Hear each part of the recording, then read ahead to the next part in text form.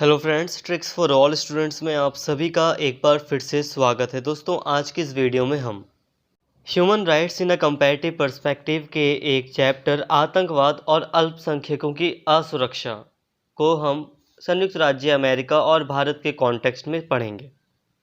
तो फ्रेंड्स, ये जो चैप्टर है वो आतंकवाद और जो अल्पसंख्यक हैं उनकी असुरक्षा से संबंधित है। संयुक्त राज्य अमेरिका में जो अल्पसंख्यक हैं उनकी असुरक्षा कैसे है, भारत में असुरक्षा कैसे है, आतंकवाद कैसा रूप है आतंकवाद का भारत में, संयुक्त राज्य अमेरिका में, तो इसकी बात हमें करनी है इस चैप्टर में। तो फ्रेंड्स, आपसे रिक्वेस्ट है कि प्लीज़ इस वीडियो को पूरा देखना। और एक रिक्वेस्ट ये है कि जब हम इस टॉपिक को पढ़ रहे हैं तो हम एक स्टूडेंट हैं। हम जब इस चैप्टर को पढ़ेंगे तो हमारा कोई कास्ट नहीं है, हमारा कोई रिलीजन नहीं है। जब कभी आप किसी टॉपिक को समझना चाहते हो तो आप एक स्टूडेंट की तरह ही उसको समझो। पहले स्टूडेंट की तरह जब आप उसे समझ लोगे तो आप काफ़ी अच्छी अंडरस्टैंडिंग अपने माइंड में बना सकते हो। तो चलिए दोस्तों, बिना देरी किए हुए अपने इस वीडियो को शुरू करते हैं।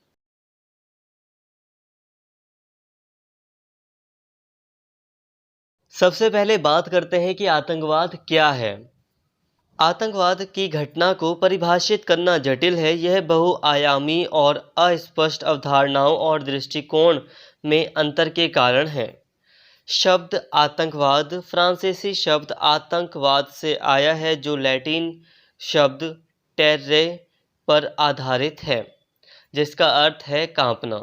तो देखिए दोस्तों, जो आतंकवाद शब्द है इसको परिभाषित करना बहुत मुश्किल है, क्योंकि इसके साथ कई सारी चीज़ें जुड़ी हुई हैं। और आतंकवाद जो ये शब्द है वो फ्रांसीसी शब्द आतंकवाद से आया है, जो लैटिन शब्द है टेर्रे, उससे ये बना है।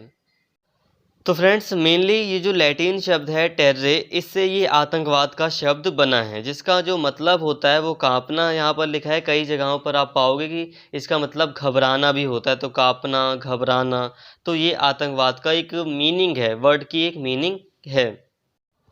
इंसाइक्लोपीडिया ब्रिटानिया ब्रिटानिया एक इंसाइक्लोपीडिया एक वेबसाइट है, जिसमें आतंकवाद को एक आबादी में भय का एक सामान्य माहौल बनाने और इस तरह विशेष राजनीतिक उद्देश्यों को लाने के लिए हिंसा के व्यवस्थित उपयोग के रूप में परिभाषित करता है।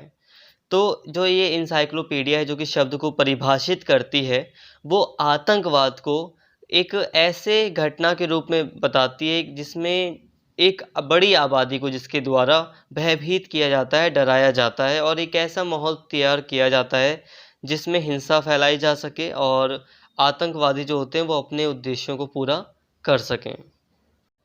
आतंकवाद हिंसा या अन्य हानिकारक कृत्य है जो राजनीतिक या अन्य वैचारिक लक्ष्यों के लिए नागरिकों के खिलाफ किया जाता है या धमकी दी जाती है। यूरोपीय संघ आतंकवाद को किसी देश की मौलिक राजनीतिक, संवैधानिक, आर्थिक या सामाजिक संरचनाओं को अस्थिर करने या नष्ट करने के उद्देश्य से एक अधिनियम के रूप में परिभाषित करता है। अब जो यूरोपीय संघ है वो आतंकवाद को कुछ ऐसे परिभाषित करता है कि एक ऐसा अधिनियम है, एक ऐसी घटना है जिसके द्वारा किसी भी देश की राजनीतिक, संवैधानिक और आर्थिक या सामाजिक संरचनाओं को अस्थिर, अनस्टेबल करने की कोशिश की जाती है।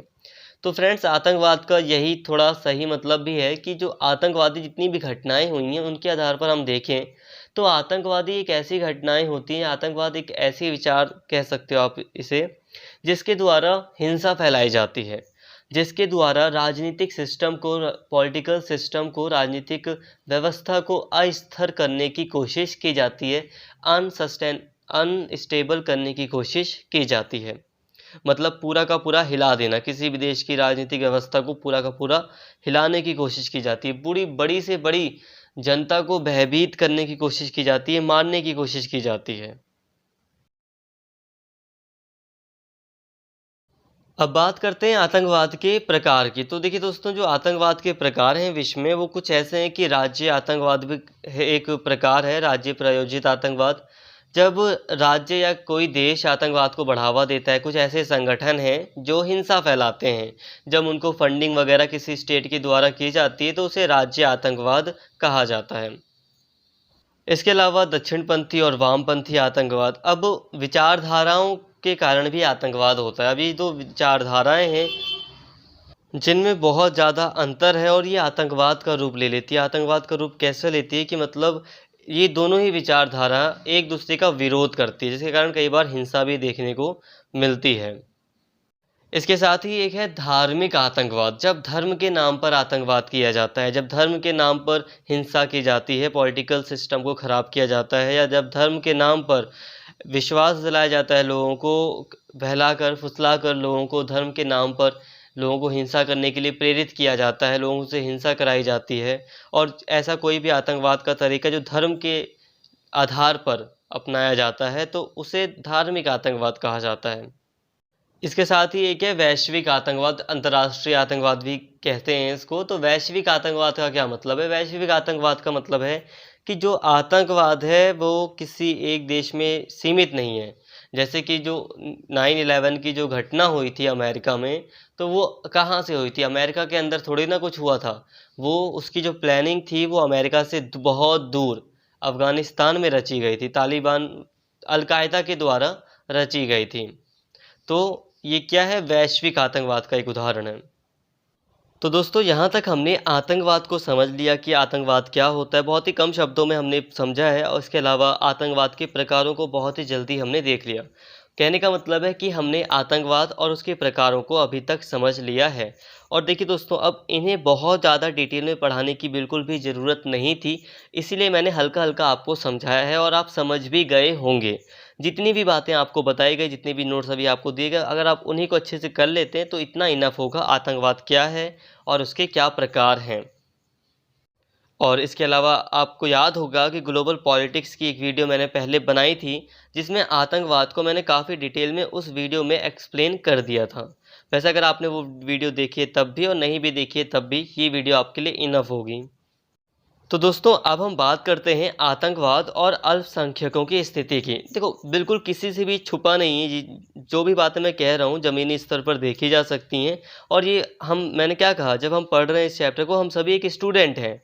तो आप स्टूडेंट की तरह खुद भी जानते हो कि आतंकवाद की घटनाएं बढ़ रही हैं, अमेरिका में बढ़ रही है, यूरोप में बढ़ रही है, तो इससे हो क्या रहा है? भारत में भी बढ़ रही है।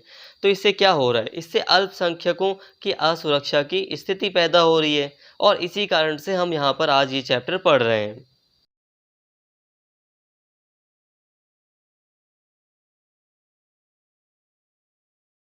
तो टॉपिक है आतंकवाद और अल्पसंख्यकों की स्थिति। अल्पसंख्यक हमेशा दुनिया भर में देश की बहुसंख्यक संस्कृति के साथ समानता और समावेश के लिए संघर्ष करते रहे हैं। यूरोपीय देशों और उत्तरी अमेरिका में अल्पसंख्यक समुदायों को राजनीतिक, धार्मिक, जातीय, आर्थिक और सांस्कृतिक हाशिए पर होने के कारण बाहर रखा गया है।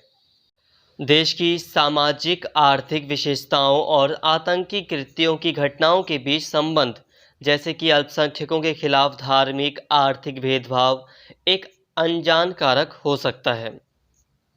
इसलिए अल्पसंख्यक समूह भेदभाव के अनुभव को एक ऐसे कारक के रूप में पहचाना गया है जो व्यक्तिगत देशों या आतंकवादी आंदोलनों के घरेलू आतंकवादी अभियानों को प्रेरित और बढ़ावा देता है। घरेलू आतंकवाद के पहलुओं के संबंध में लोकतांत्रिक शासन, राजनीतिक स्थिरता और देश के जनसांख्यिकीय बढ़ोतरी ने महत्वपूर्ण भूमिका निभाई है। तो देखिए दोस्तों, जो अल्पसंख्यक वर्ग होता है वो बहुसंख्यक वर्ग की संस्कृति के साथ या बहुसंख्यक वर्ग के साथ समानता और समायोजन करने के लिए थोड़ा-सा संघर्ष करते रहता है।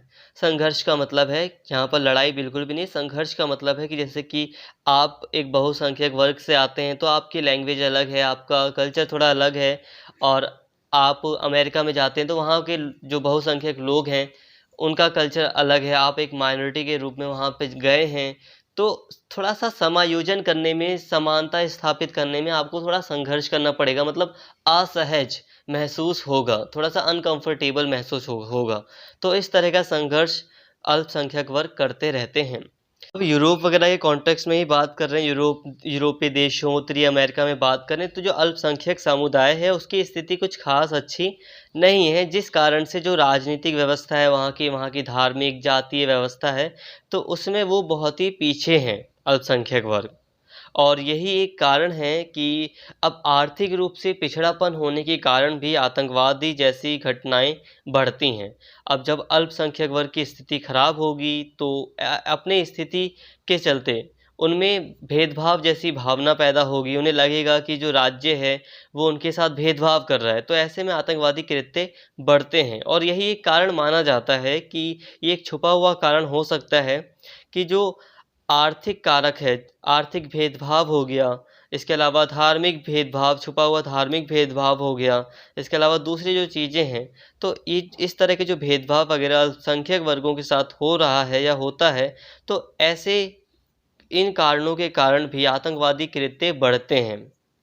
इसके अलावा आतंकवादी घटनाएँ किस तरह की होंगी, आतंकवादी घटनाएँ किसी देश में कम होंगी, ज़्यादा होंगी, ये डिपेंड करता है वहाँ की लोकतांत्रिक शासन पर, वहाँ की राजनीतिक स्थिरता पर, वहाँ की जनसांख्यिकी बढ़ोतरी पर भी।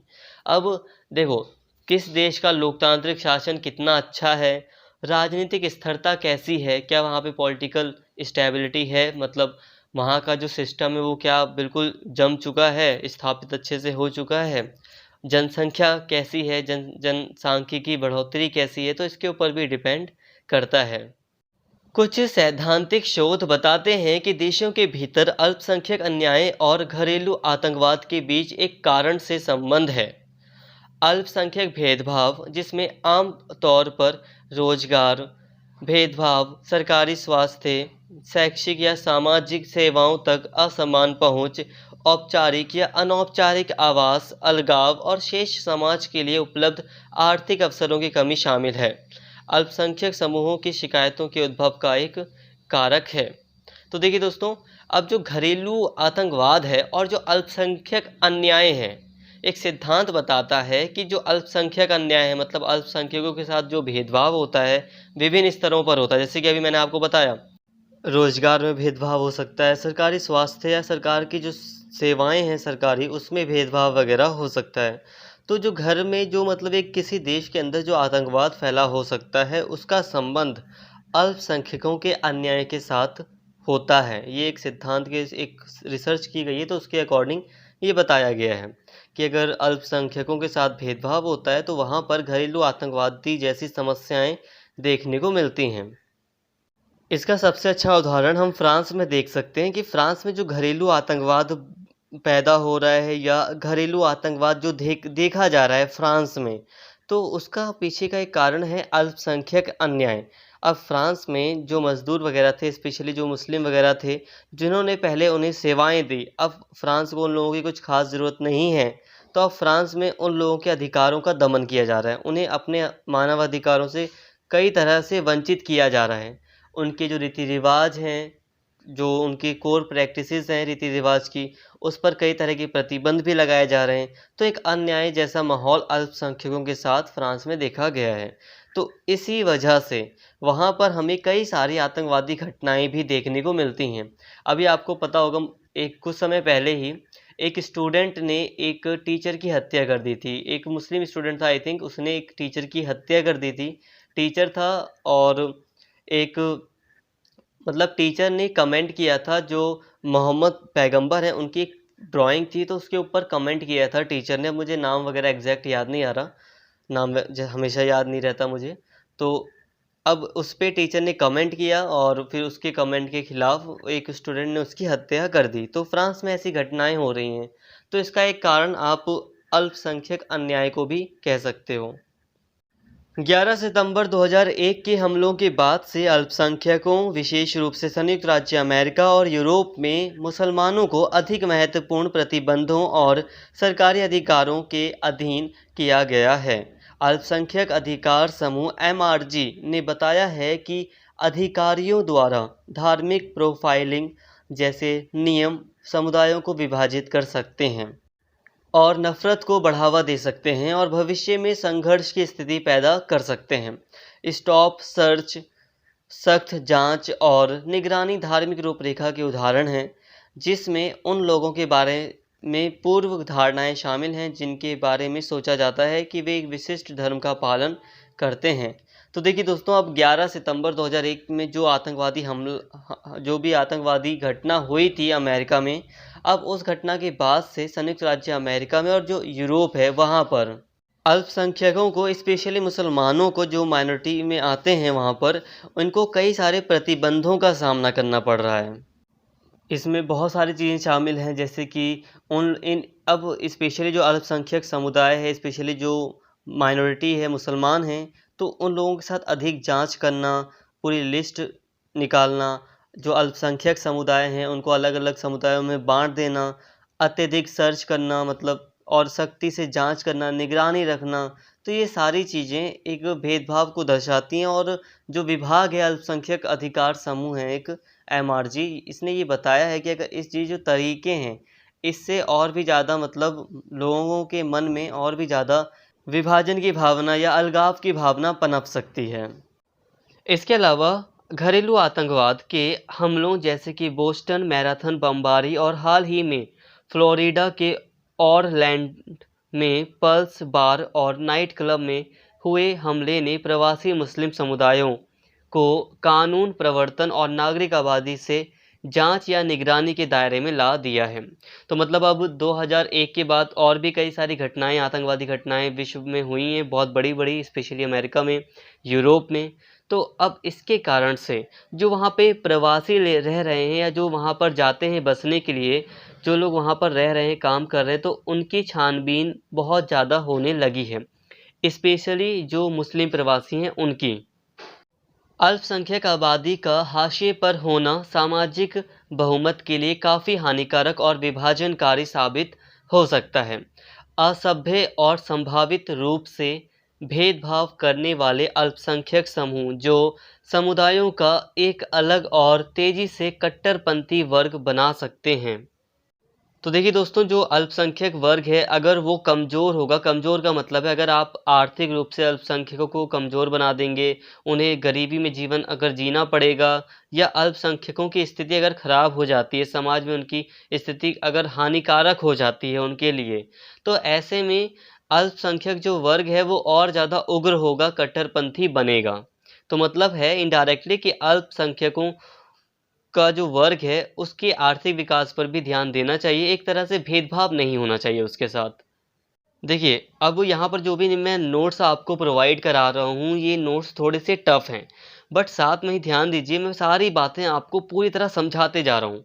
तो अगर आप इस नोट्स को 1-2 बार पढ़ लेते हैं और मैंने जो आपको बातें बताई उसको समझ लेते हैं, फिर अपने अकॉर्डिंग इन सारी चीज़ों को थोड़ा समझते हैं, तो काफ़ी बेटर तरीके से आप अपने खुद के नोट्स बना सकते हो। अगर नोट्स नहीं भी बना सकते हो, तब भी आप माइंड में काफ़ी अच्छे से रिमेंबर कर सकते हो, याद रख सकते हो। तो यहाँ पर जो नोट्स हैं वो थोड़े से डिफ़िकल्ट हैं, बट उसके लिए परेशान मत होइए। जो भी बातें समझ में आ रही हैं उन्हें समझते चलें और आपको एट द एंड सारी बातें समझ में आ जाएंगी। और नहीं भी आई तो आप अगर वीडियो को कुछ दिन बाद, अगर आपके पास टाइम है, कुछ घंटों बाद थोड़ा थोड़ा करके दोबारा देखेंगे तो सारी बातें आपको पूरी तरह समझ में आ जाएंगी। तो उसके लिए घबराइए मत। अब वीडियो में हम आगे बढ़ रहे हैं। संभावित अप्रत्याशित परिणामों को रोकने के लिए जन जागरूकता को विभिन्न प्रकार के व्यवस्थित भेदभाव के लिए उठाया जाना चाहिए, जिसका अल्पसंख्यक अक्सर सामना करते हैं, और संभावित कारक जो कट्टरपंथी विश्वास प्रणाली के प्रति सहानुभूति पैदा कर सकते हैं। एक मेजबान राष्ट्र की संस्कृति में एकीकरण के प्रभावी रूपों का विकास, घरेलू आतंकवादी समूहों के गठन और एक अप्रवासी आबादी से आतंकवाद के कृत्यों को रोकने में ये मदद करेगा। तो देखिए दोस्तों, जो एक अप्रत्याशित, एक मतलब जिसकी हम उम्मीद भी नहीं कर सकते, ऐसा जो खतरा है आतंकवाद का, अगर इससे बचना है तो सबसे पहले जन जागरूकता फैलानी है।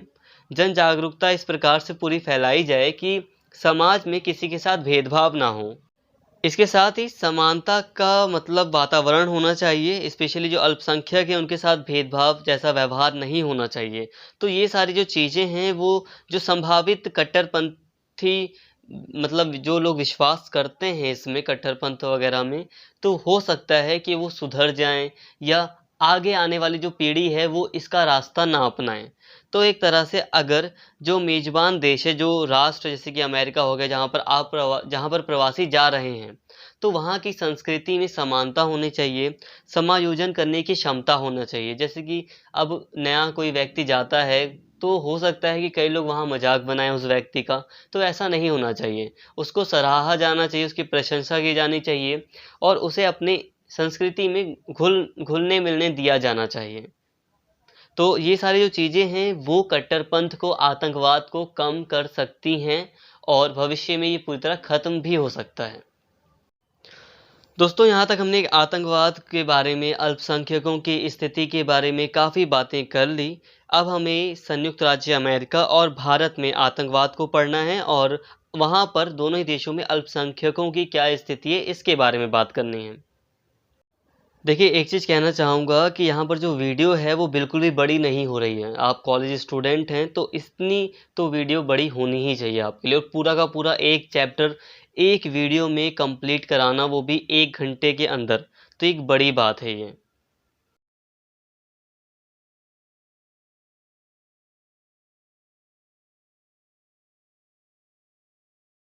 तो सबसे पहले अमेरिका की बात करते हैं, यूएसए की, कि वहाँ पर आतंकवाद कैसा है, अल्पसंख्यकों की क्या स्थिति है। संयुक्त राज्य अमेरिका पर 11 सितंबर 2001 के हिंसक हमलों के बाद से दुनिया भर में अल्पसंख्यक समुदाय और स्वदेशी आबादी परेशान रहती है। राष्ट्रपति जॉर्ज डब्ल्यू बुश ने उस समय आतंक के खिलाफ युद्ध की घोषणा की थी। तब से राज्य द्वारा स्वीकृत भेदभावपूर्ण नीतियां बढ़ी हैं। उन्होंने कुछ स्थानों पर धर्म की स्वतंत्रता और अभिव्यक्ति की स्वतंत्रता के बीच संघर्ष को हवा दी है, जिसके परिणामस्वरूप उन आबादी के बीच रक्तपात हुआ है जो पहले शांतिपूर्ण सहअस्तित्व में रह रही थी। तो देखिए दोस्तों, क्योंकि अब 2001 में एक आतंकवादी हमला हुआ था 11 सितंबर को, जिसके बारे में हम सभी जानते हैं। तो ये जो अमेरिका में हमला हुआ था आतंकवादी, ये जो घटना हुई थी, ये इतिहास में बहुत बड़ी घटना मानी जाती है, क्योंकि इससे पहले जो अमेरिका जैसे कंट्री थी वो आतंकवाद जैसी व्यवस्था को ये कहकर ऐसा मानती थी वो, कि जो आतंकवादी व्यवस्था है वो जो राज्य हैं जैसे कि भारत हो गया या दूसरे जो खाड़ी देश हो गए, इन देशों की समस्याओं, यहाँ की राजनीतिक व्यवस्थाओं के कारण आतंकवाद की समस्या पैदा हुई है। तो ऐसा कहकर आतंकवाद पर इतना ध्यान पहले नहीं दिया जाता था। भारत जैसे देश चिल्लाता रहता था कि आतंकवाद बढ़ रहा है या ऐसी घटनाएं हो रही हैं जिसमें टेररिज्म को पाकिस्तान के द्वारा या हमारे पड़ोसी देश के द्वारा बढ़ावा दिया जा रहा है। बट इस बात को नज़रअंदाज कर दिया जाता था। लेकिन जब 2001 में अमेरिका जैसे, जो कि इतनी ज़्यादा पावरफुल कंट्री थी, उसी समय पावरफुल थी, उस समय तो बहुत ज़्यादा पावरफुल मानी जाती थी, क्योंकि उस समय तो बिल्कुल ही चीन इतना ज़्यादा इवॉल्व नहीं हुआ था जितना आज चीन इवॉल्व हो रहा है। वैसे तो अमेरिका आज भी पावरफुल है, बट पावरफुल बहुत ज़्यादा था अमेरिका उस समय भी।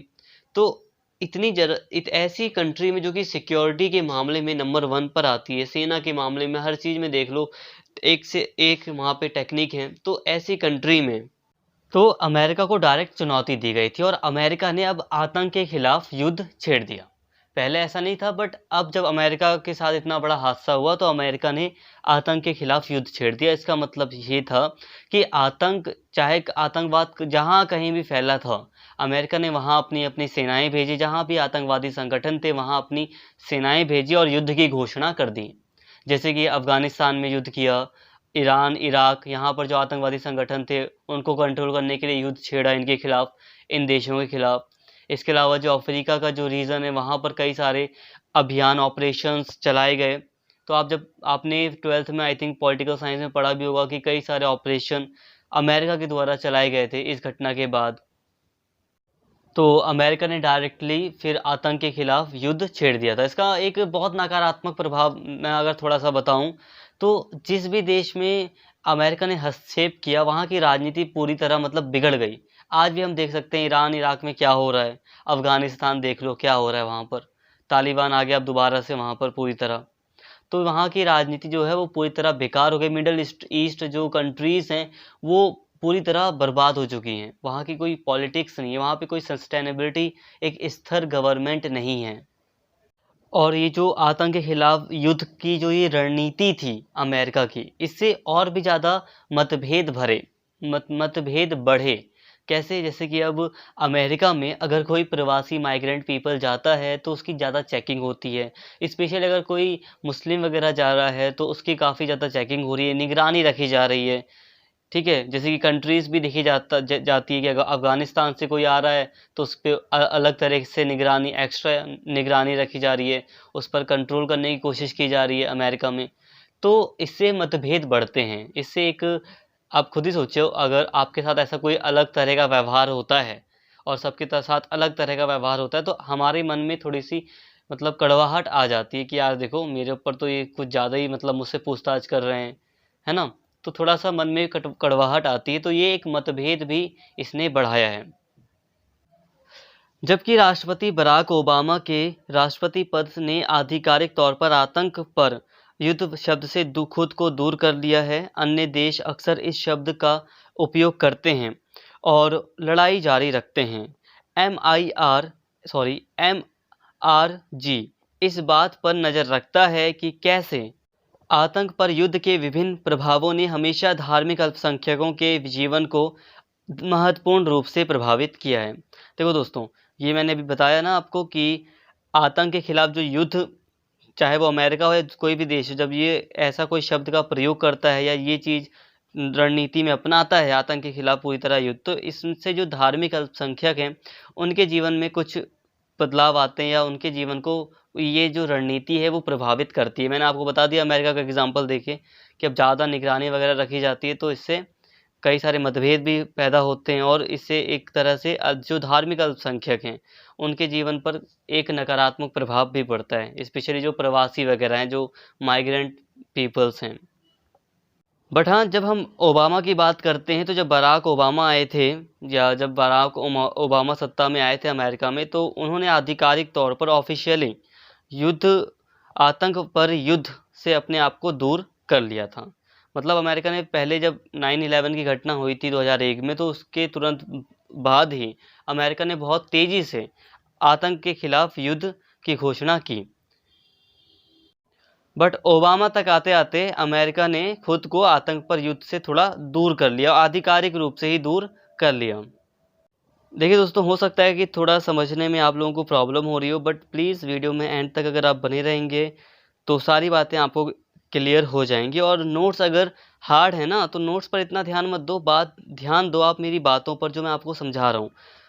पूरा का पूरा जब चैप्टर आपको समझ में आ जाएगा, जब आप उसकी एक समरी समझ जाएंगे, समरी क्या है चैप्टर की, तो थोड़ा बहुत नोट से लेकर थोड़ा बहुत जो मैंने समझाया है उससे आप माइंड में रखेंगे, तो आप काफ़ी अच्छे से अपना आंसर लिख सकते हैं। अंतर्राष्ट्रीय अल्पसंख्यक अधिकार समूह के अनुसार दुनिया भर में आतंक के खिलाफ युद्ध एक अल्पसंख्यकों के खिलाफ युद्ध में बदल गया है, जिसमें अल्पसंख्यक समुदायों के लाखों व्यक्तियों को आतंकवाद के नाम पर स्पष्ट मानवाधिकारों के उल्लंघन का सामना करना पड़ रहा है। तो ये चीज़ें आपको समझ में आई होंगी कि जो आतंक एक ऐसा माना जा रहा है, जो अधिकार समूह है, अल्पसंख्यक अधिकार समूह है इंटरनेशनल लेवल पर, MRG है आई थिंक, क्या है तो शॉर्टकट में इसका नाम। तो ये जो समूह है, अधिकार समूह, ये कहता है कि जो आतंक के खिलाफ युद्ध है ना, वो एक्चुअली में अल्पसंख्यकों के खिलाफ हो गया है वो युद्ध। मतलब जो अल्पसंख्यक वर्ग होते हैं किसी भी देश में, तो उनको ज़्यादा परेशानी झेलनी पड़ती है आतंकवाद के कारण, और इसके कारण कई बार उनके मानवाधिकारों का उल्लंघन होता है। लंदन स्थित मानवाधिकार संगठन के अनुसार 9/11 के बाद से 9/11 के बाद से सरकारों ने अल्पसंख्यकों, मुख्य रूप से जातीय और धार्मिक अल्पसंख्यकों को लक्षित करने और उनके अधिकारों को प्रतिबंधित करने के लिए आतंक के खिलाफ युद्ध का तेजी से उपयोग किया है। पिछले 5 वर्षों में अल्पसंख्यक आबादी को भी झूठा आतंकवादी करार दिया गया है। ये हम किस कॉन्टेक्स्ट में बात कर रहे हैं, ये हम यूरोपियन देशों के, अमेरिका के कॉन्टेक्स्ट में बात कर रहे हैं। जब हम फ्रांस को देखते हैं तो ये सारी चीज़ें हमें हकीकत दिखाई देती हैं कि हाँ, फ्रांस में जो धार्मिक अल्पसंख्यक हैं, स्पेशली जो मुस्लिम वर्ग है, तो उसकी स्थिति कुछ खास क्या ठीक है ही नहीं। स्पेशली जो गरीब लोग हैं, उनके कई तरह के मानवाधिकारों का उल्लंघन देखा गया, और इसी के कारण, क्योंकि मानवाधिकारों का उल्लंघन होता है और इसी के कारण कई सारे जो कट्टरपंथी हैं वो उग्र रूप ले रहे हैं फ्रांस में। फ्रांस में हमें कई सारे क्राइम देखने को आए दिन मिल रहे हैं जो कि ये आतंकवाद से रिलेटेड हैं। तो उसका कारण ये भी है कि आप कितना दबाओगे किसी को। एक लिमिट होती है दबाने की, तो अब अगर एक्स्ट्रा आप उसे दबा दोगे, उसके मानव अधिकारों को छीन लोगे। वहाँ पे बुर्का वगैरह बैन किया गया है। कई सारी चीज़ें हैं जो बैन की जा रही हैं, जो रिचुअल, जो कोर मतलब कुरान हो गया या जो भी किसी भी धर्म की जो पवित्र बुक होती है, अब उसमें जो चीज़ लिखी होती है, जो कोर रिचुअल्स होते हैं, कोर मतलब जो किसी भी धर्म के मेन धार्मिक कर्मकांड हो गए या धार्मिक रीति रिवाज हो गए, अगर आप उनको भी छीन लोगे तो लोग काफ़ी सरप्रेस मतलब दब जाते हैं। तो ऐसे में तो ये आतंकवादी घटनाएं देखी जा सकती हैं, और इसका ये कारण है कि आप अगर इतना ज़्यादा परेशान करोगे, उनके मेन जो रीति रिवाज हैं उनको भी उनसे छीन लोगे, तो लोग तो मतलब परेशान होंगे ही। बट हाँ, यहाँ पर एक बात ये भी है कि आतंकवादी घटनाएं हो रही हैं, इन्हें हम कंक्लूज़न में एक अच्छे से समझेंगे कि हाँ, आतंकवादी घटनाएं हो रही हैं, तो इसलिए थोड़ा-सा ध्यान देना ज़रूरी है। जो अप्रवासी हैं, आ रहे हैं, जा रहे हैं, तो उन पर ध्यान देना भी ज़रूरी है। बट ये कंक्लूज़न में हम लास्ट में समझेंगे। क्रिसमस दिवस 2009 के बाद में एक नाइजीरियाई मुस्लिम द्वारा डेट्रॉइट और मिशिगन के ऊपर एक एयरलाइनर पर बमबारी का प्रयास किया गया। अमेरिकी अधिकारियों ने हवाई अड्डों पर विशेष जांच के लिए 14 देशों के नागरिकों को लक्षित किया, जिसमें से 13 मुख्य रूप से मुस्लिम थे। कांग्रेस नस्लीय प्रोफाइलिंग से निपटने के लिए आवश्यक कानून पारित करने में विफल रही है। कमजोर समूहों के अधिकारों पर विशेष ध्यान देने के साथ गैर भेदभाव के विचार को लागू करने की आवश्यकता है। आतंकवाद विरोधी उपाय जो विशिष्ट जातीय या धार्मिक समूहों को लक्षित करते हैं, वे मानवाधिकारों के उल्लंघन हैं और वे भेदभाव और नस्लवाद की समस्या को बढ़ाते हैं। तो फ्रेंड्स, यहाँ पर हमने देखा कि अमेरिका में आतंकवाद का स्वरूप किस तरह का है। यहाँ पर ये हमने समझा कि अमेरिका में 9/11 की जो घटना हुई थी, आतंकवादी घटना, वही सबसे मुख्य थी। उसके बाद से ही अमेरिका ने आतंकवाद के खिलाफ मोर्चा संभाल लिया। आतंकवाद को पूरी तरह खत्म करने के लिए अमेरिका के द्वारा ऐसी रणनीतियाँ भी अपनाई गई जो कि भेदभावपूर्ण थी। ये नहीं कहा जा सकता कि भाई आतंकवाद के खिलाफ अमेरिका जो कर रहा है वो पूरी तरह गलत है। पूरी तरह गलत, यहाँ पे मैं कंक्लूजन कह रहा हूँ, पूरी तरह गलत नहीं कहा जा सकता, क्योंकि आतंकवाद एक ऐसी घटना है जो कि निर्दोष लोगों को भी मार देती है, जो जिन्होंने कुछ किया भी नहीं होता। तो ऐसी घटना से बचने के लिए कुछ जो हकीकत है, ये नॉर्मली है कि कुछ तरह की रणनीतियाँ अपनाई जाती हैं जो थोड़ी बहुत भेदभावपूर्ण हो सकती हैं। बट भेदभावपूर्ण तब होनी चाहिए जब उसे एक लीगली कानून के तौर पर लागू किया जाए। कैसे? जैसे कि देखो, अब आतंकवाद से निपटने के लिए भारत हो गया या दुनिया के दूसरे भी जो डेमोक्रेटिक देश हैं, वहाँ पर कई सारे कानून भी बनाए गए हैं। कानून के दायरे में अगर रहकर वो नीति अपनाई जाती है तो उसे गलत नहीं कहेंगे हम। आप समझ रहे हैं ना कि अब कानून के दायरे में रहकर अगर आप सारे काम कर रहे हैं, कानून में भी कई बार अलग-अलग नीतियाँ बनाई गई हैं। अगर आतंकवाद से संबंधित कोई मुद्दा है तो उसके लिए स्पेशल प्रावधान किए गए हैं। आतंकवाद से संबंधित जो भी मतलब प्रावधान बनाए जाते हैं, तो उसमें कई सारे प्रावधान होते हैं कि वो मानव अधिकारों का उल्लंघन भी कर सकते हैं, बट वो फिर भी लीगल हैं। लीगल इसलिए हैं क्योंकि उन्हें सारी चीज़ें मतलब डिसाइड करने के बाद ही बनाया गया है। तो इन कानूनों का सहारा लेकर अगर ऐसी नीति अपनाई जाती है, आतंकवाद को रोकने की नीति अपनाई जाती है, तो ठीक है। बट कानून से परे जाकर निर्दोष लोगों को भी अपने मतलब अंडर में लेकर उन्हें भी आतंकवादी घोषित कर देना, ये अपने आप में ही पूरी तरह गलत है। तो आप समझ सकते हैं कि मैं क्या कहना चाहता हूँ। तो अमेरिका के द्वारा या जो यूरोपियन कंट्रीज़ हैं, तो उनके द्वारा जो आतंकवाद को पूरा मतलब ख़त्म करने के लिए जो नीतियाँ अपनाई जा रही हैं, ख़त्म किया जा रहा है, बेकार बात नहीं है, बट जो नीतियाँ अपनाई जा रही हैं उसमें थोड़ी-सी नरमी लाना ज़रूरी है। अब आतंकवाद, आपकी लड़ाई आतंकवाद से है, बट जो आपके देश में मतलब कई 100 सालों से रह रहे हैं, कई दशकों से रह रहे हैं, आप उनको शक की नज़र से नहीं देख सकते। अगर आपको देखना ही है तो पहले आपको सबूत लाना होगा। तो सारी चीज़ें जब आपके पास हों तभी आप उन्हें मतलब आप उन्हें कानूनी कार्यवाही के ज़रिए उन्हें आप सज़ा दे सकते हैं। बट जैसे हम फ्रांस में देखते हैं या दूसरी कंट्रीज़ में देखते हैं, तो वहाँ पर क्या हो रहा है? ऐसे कानून लाने की कोशिश की जा रही है जिसमें कि जो धार्मिक अल्पसंख्यक हैं, उनके कई सारे रीति-रिवाज़ों को ख़त्म किया जा रहा है। और एक तरफ आप मानवाधिकार की बात करते हो, मानवाधिकार मतलब सभी इंसान हैं तो उनके साथ इंसान की तरह व्यवहार किया जाए। दूसरी ओर जो चाइना वगैरह हो गया, तो चाइना में भी हम देख सकते हैं कि किस तरह से जो अल्पसंख्यक वर्ग है उनका शोषण जारी है वहाँ पर। उइगर मुस्लिम हो गए या दूसरे जो संप्रदाय के लोग हो गए, जो तिब्बतियन लोग हैं, तो उन लोगों के खिलाफ भी कितने बड़े लेवल पर उनके मानवाधिकारों का उल्लंघन हो रहा है। तो फ्रेंड्स, ये तो बात हो गई, हमने संयुक्त राज्य अमेरिका की बात कर ली, एक यूरोप के कॉन्टेक्स्ट में थोड़ी सी बात कर ली। अब हम भारत की बात करते हैं।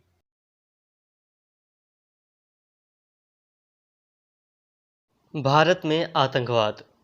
भारत सरकार के प्रतिनिधि निकाय के रूप में योजना आयोग ने भारत में अल्पसंख्यकों के लिए हिंसा के कारणों को सूचीबद्ध किया। विशेषज्ञ निकाय ने सामाजिक, आर्थिक और राजनीतिक संदर्भ में स्पष्ट रूप से कहा कि आंदोलन की नींव रखने वाले दलित और आदिवासी दशकों से अपने मौलिक मानवाधिकारों से भी वंचित हैं। दोस्तों, सबसे पहली बात मैं आपको बताऊंगा कि आखिर अल्पसंख्यक का मतलब क्या होता है। हो सकता है बहुत लोगों को अल्पसंख्यक का मतलब ना पता हो।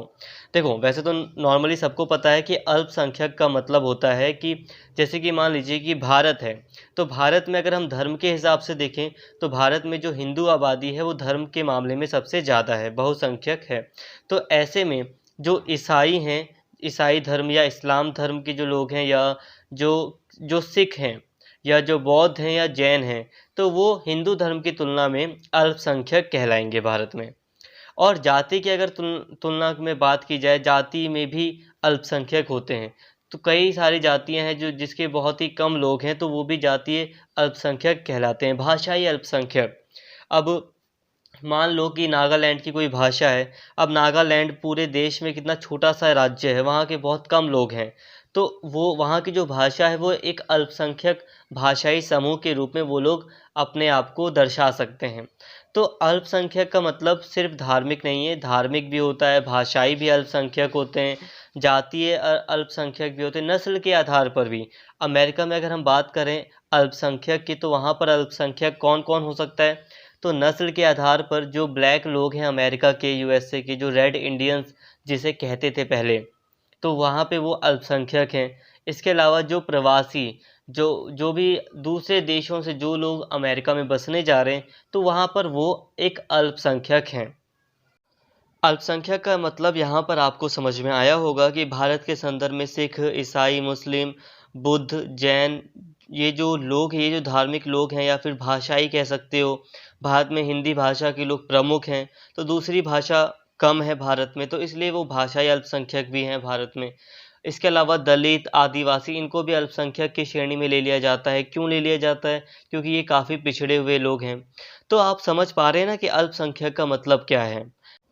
तो यहाँ पर बताया गया है कि जो योजना आयोग था उसने अपनी एक रिपोर्ट तैयार करी, जांच करी, तो उसने पाया कि जो भारत में दलित और आर्थिक रूप से जो पिछड़े हुए आदिवासी थे या जो दलित लोग थे, वो अपने मौलिक मानवाधिकारों से लंबे समय से वंचित रहे हैं।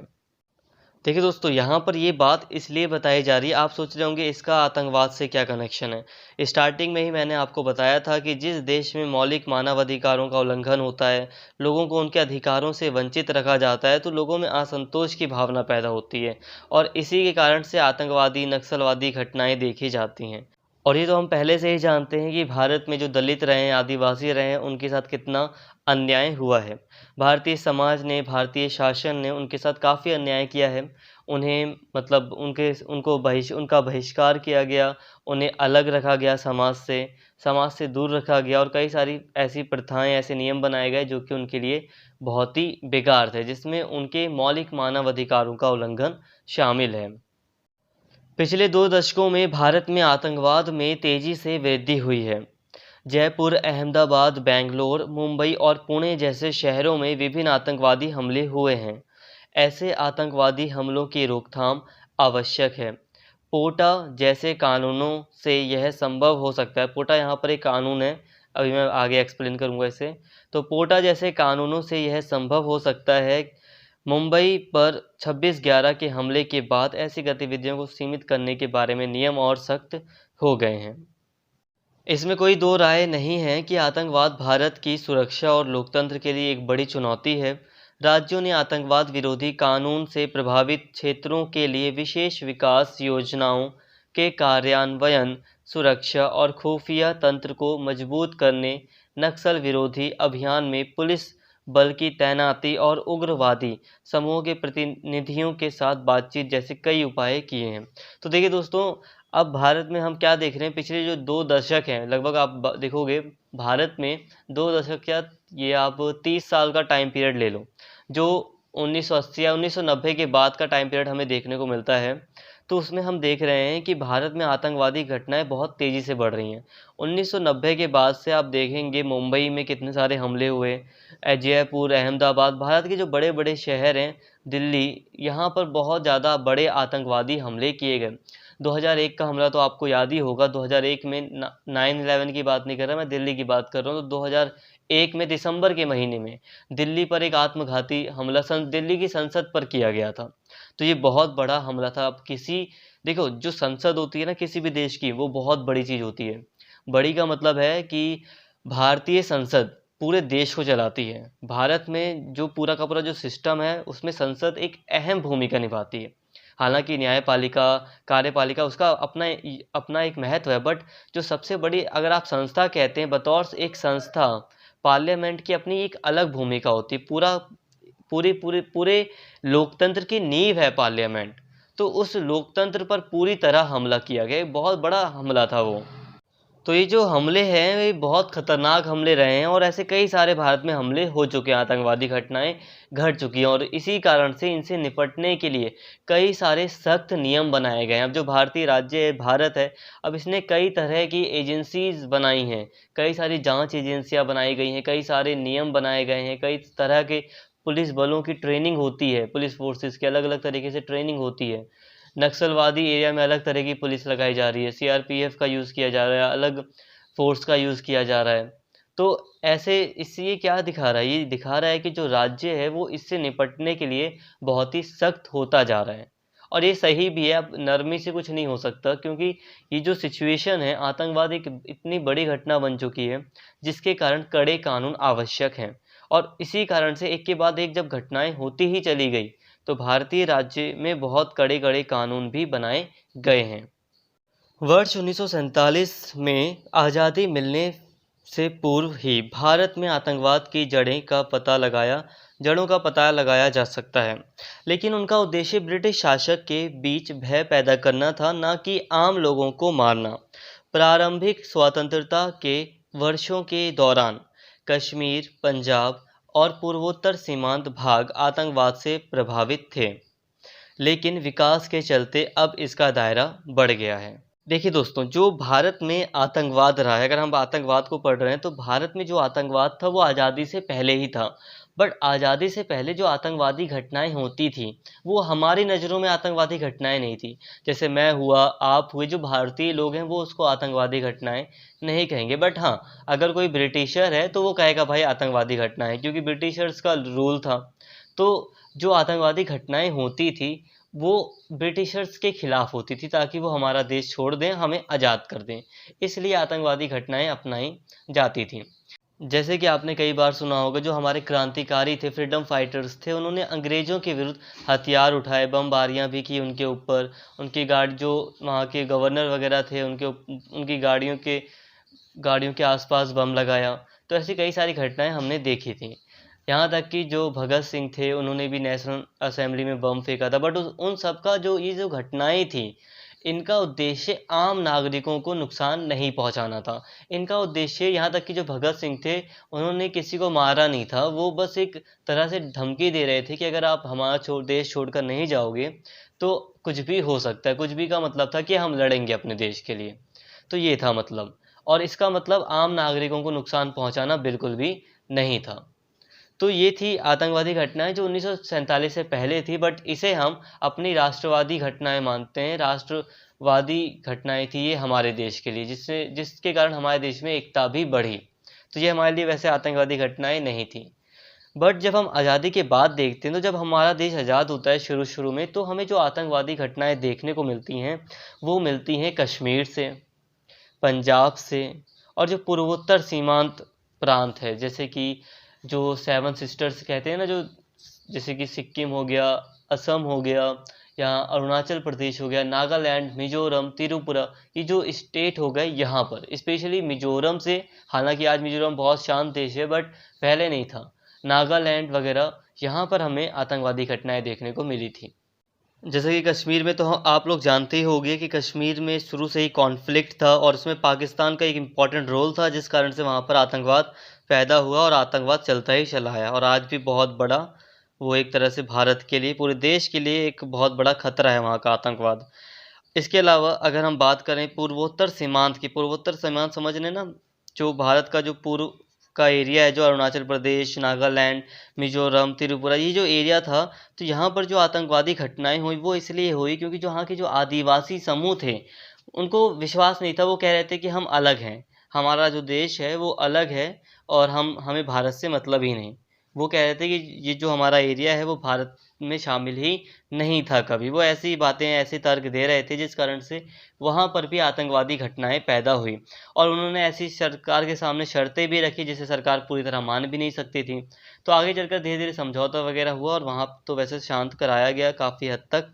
बाकी चीन का बहुत बड़ा हाथ था वहाँ पर भी, पाकिस्तान का भी हाथ था, क्योंकि उस समय जो बांग्लादेश था वो पाकिस्तान ही था, तो पाकिस्तान का भी हाथ था जो पूर्व का एरिया है असम वगैरह का, तो वहाँ पर आतंकवाद को बढ़ावा देने में। इसके अलावा पंजाब में हम जानते हैं खालिस्तानी समर्थक लोग थे, तो वहाँ पर भी आतंकवाद रहा था।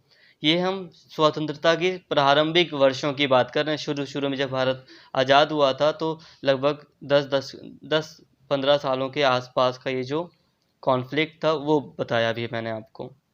आज निम्नलिखित राज्यों की प्रमुख आतंकवादी गतिविधियां जम्मू और कश्मीर, मुंबई और मध्य भारत में नक्सलवाद और 7 बहनों वाला राज्य उत्तर पूर्व के राज्य हैं।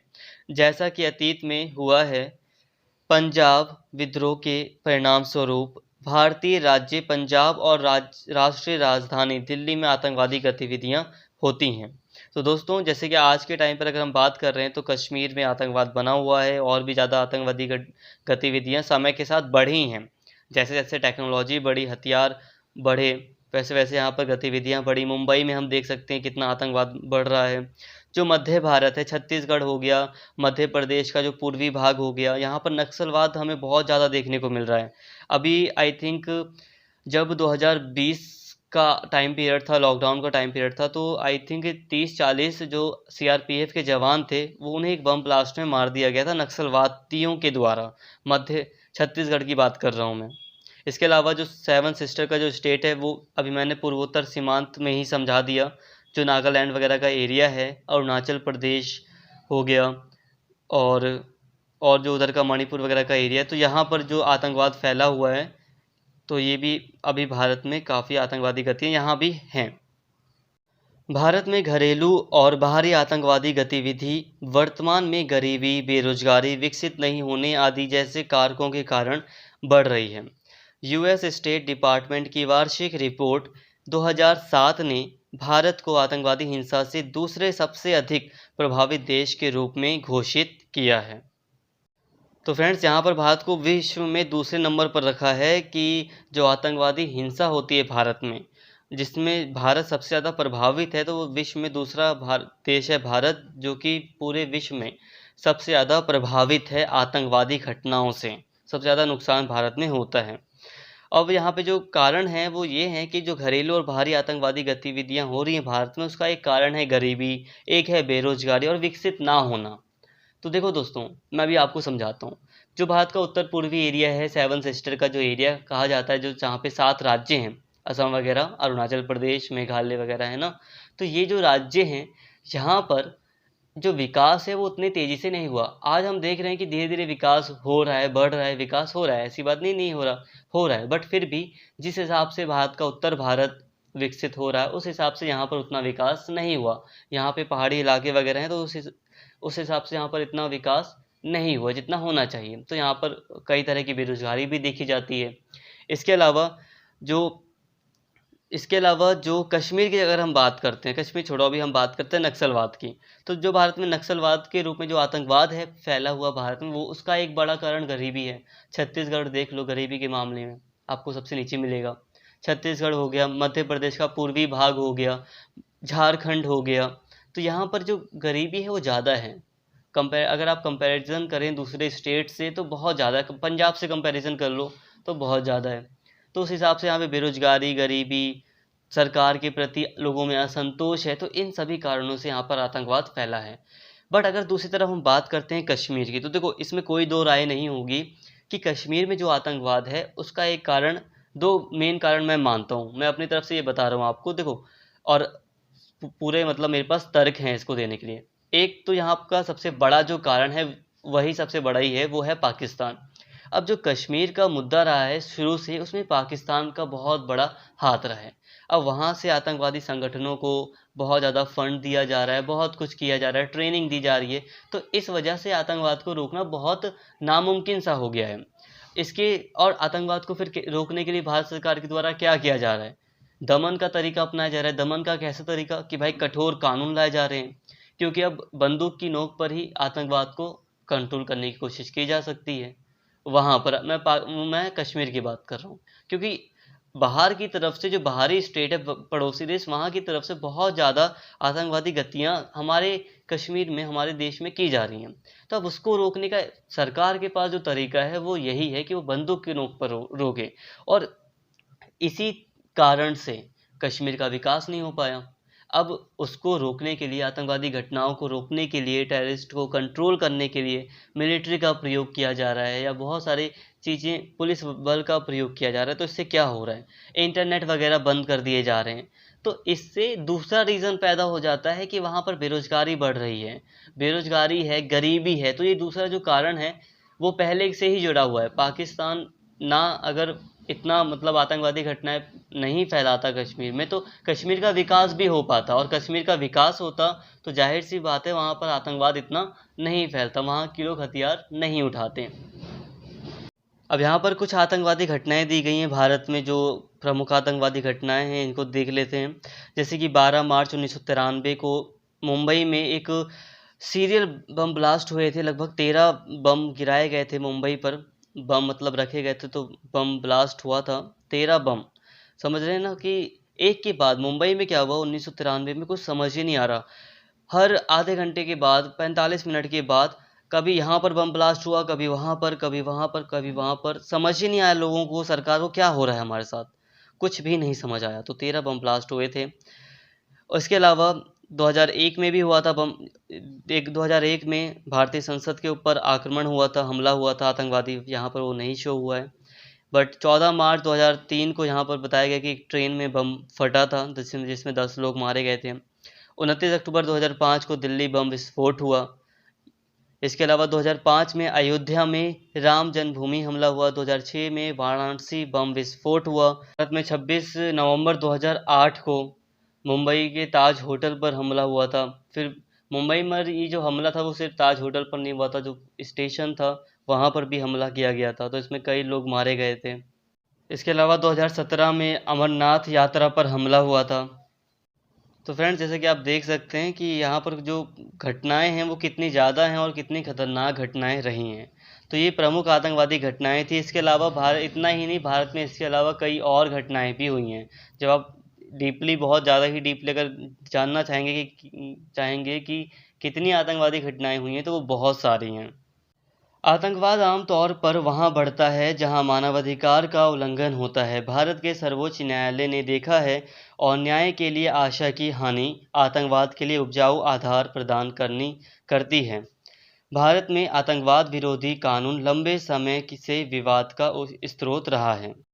एक तर्क यह है कि ये नियम संविधान के भाग 3 के तहत गारंटीकृत लोगों के मौलिक अधिकारों का उल्लंघन करते हैं। विधायिका ने अतीत में आतंकवाद विरोधी कानून पारित किया है और न्यायपालिका ने इसका समर्थन किया है। हालांकि उद्देश्य इन कानूनों को पारित करना और स्थिति में सुधार होने तक उन्हें लागू करना था। लक्ष्य इन चरम उपायों को कानूनी व्यवस्था का स्थायी हिस्सा बनाना नहीं था। हालांकि चल रही आतंकवादी कार्यवाहियों के कारण कानूनों को आवश्यक परिवर्तनों के साथ फिर से लागू किया गया है। तो देखिए दोस्तों, जो भारत का जो सुप्रीम कोर्ट है, तो सुप्रीम कोर्ट ने कहा है कि आम तौर पर या नॉर्मली जो आतंकवाद है वो वहाँ पर पैदा होता है जहाँ पर मानवाधिकार ह्यूमन राइट्स का उल्लंघन होता है। जहाँ पर किसी व्यक्ति के आप मौलिक अधिकारों का उल्लंघन करते हैं तो आम तौर पर वहाँ पर इसका जन्म होता है।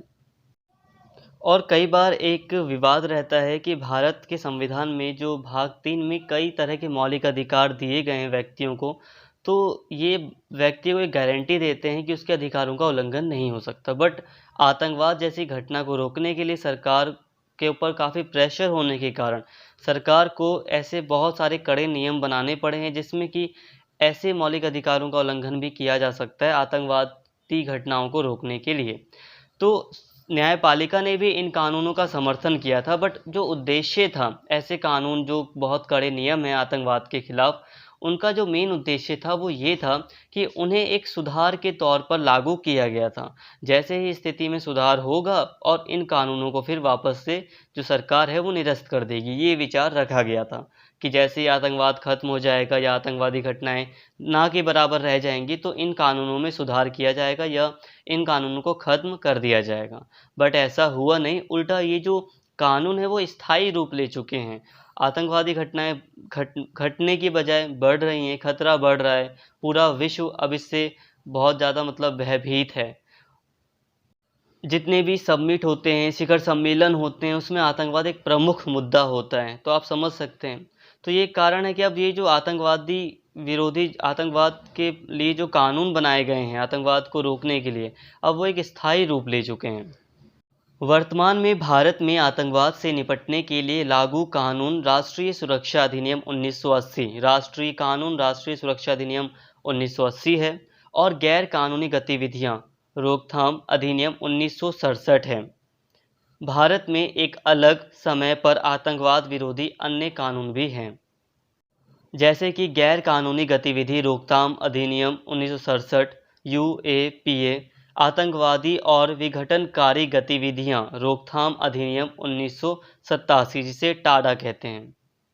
महाराष्ट्र संगठित अपराध नियंत्रण अधिनियम 1999, आतंकवाद निरोधक अधिनियम 2002। तो देखिए दोस्तों, जो भारत में मेन जो आतंकवाद से निपटने के लिए जो कानून है वर्तमान समय में वो 1980 का राष्ट्रीय सुरक्षा अधिनियम है और 1967 का गैर कानूनी गतिविधियों को रोकने के लिए एक अधिनियम बनाया गया था वो है। बट भारत में इनके अलावा भी अलग अलग समय पर जो आतंकवाद हुए उसके बाद कुछ दूसरे अधिनियम भी बनाए गए हैं जिसमें अलग अलग प्रावधान किए गए हैं।